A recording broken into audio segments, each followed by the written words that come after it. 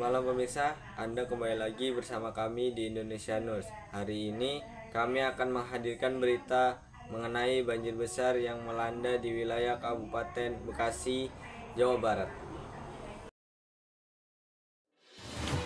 Banjir besar menerjang kota dan Kabupaten Bekasi pada Selasa 4 Maret 2025 setelah hujan deras mengguyur sejak Senin malam. Sebanyak 20 titik di 7 kecamatan kota Bekasi dan 7 kecamatan di Kabupaten Bekasi terdampak banjir dengan ketinggian air mencapai 20 cm hingga 3 meter.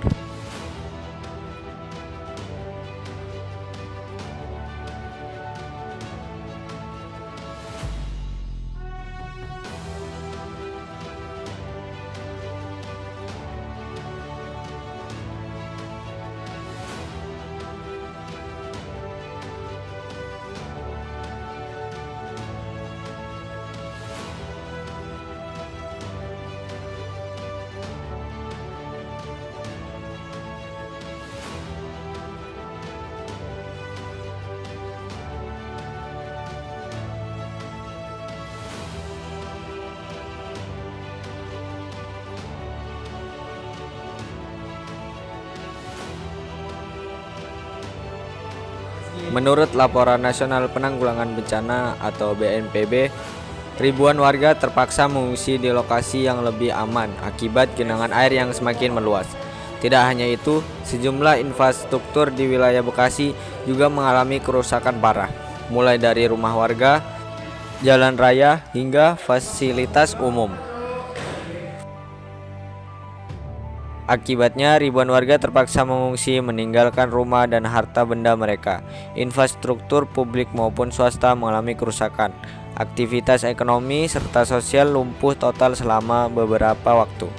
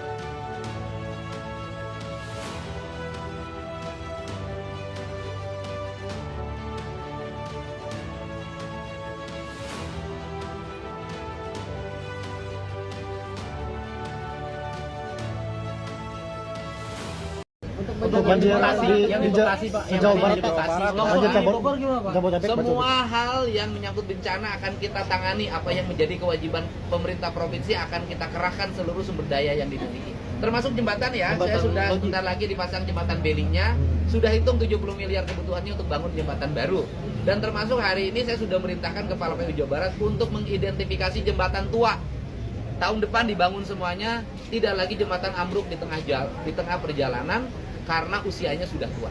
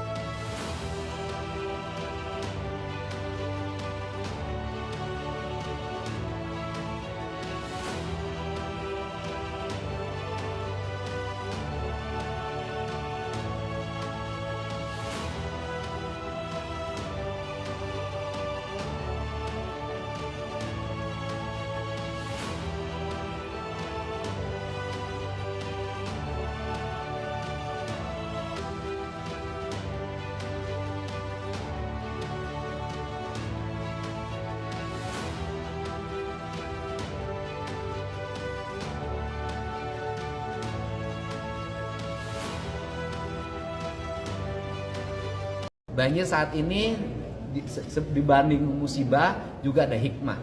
Hikmahnya kita menyadari bahwa satu ya, ini penting. Ini kita ini semua para kepala daerah di Provinsi Jawa Barat akan melakukan taubat ekologi. Nah, taubat ekologi itu merasa bahwa kebijakan-kebijakan tata ruang yang dilaksanakan selama ini itu tidak terkendali. Ya kan? Itu yang pertama. Yang keduanya, karena orang tobat itu harus segera merevisi, memperbaiki sehingga tata ruangnya akan kita perbaiki. Kemudian yang ketiga, ini juga himbauan ya, semuanya jangan nyalahin para bupati, para gubernur yang baru terpilih. Kenapa? Tata ruang yang ada itu menjadi landasan hukum bagi pemberian izin. Izin itu tidak di kabupaten kota, tapi izin itu di OSS, di pusat. Nah, pusat itu melihat persyaratan, kalau persyaratannya sudah terpenuhi dan itu sesuai dengan tata ruang, izinnya dikeluarkan. Nah, ini yang akan kita sampaikan karena keadaannya sekarang seperti ini, tata ruangnya salah, sehingga pemberi izinnya menjadi keputusannya salah. Semoga pemberian izin yang terpusat ini segera dievaluasi dan kemudian tetap nanti meminta pertimbangan teknis pada kita. Walaupun di tata ruangnya ini boleh perumahan, gitu loh. Tetapi ternyata seperti di Kabupaten Bekasi perumahannya di tengah sawah sehingga banjirnya sampai genteng. Itu kalau besok ada area untuk perumahan di tengah sawah lagi diizinin OSS, keluar lagi izinnya. Nah, ini harus segera dibenahi. Kemudian kita akan sampaikan untuk segera ditata agar ke depan Jawa Barat dan DKI Jakarta tidak lagi menjadi langganan banjir dan rob. Demikian informasi mengenai banjir besar yang melanda wilayah Bekasi. Warga diminta tetap waspada, mengutamakan keselamatan, dan mengikuti arahan petugas di lapangan. Saya Sandi Primacayoko, terima kasih telah menyaksikan. Sampai jumpa dalam berita berikutnya hanya di Indonesia News.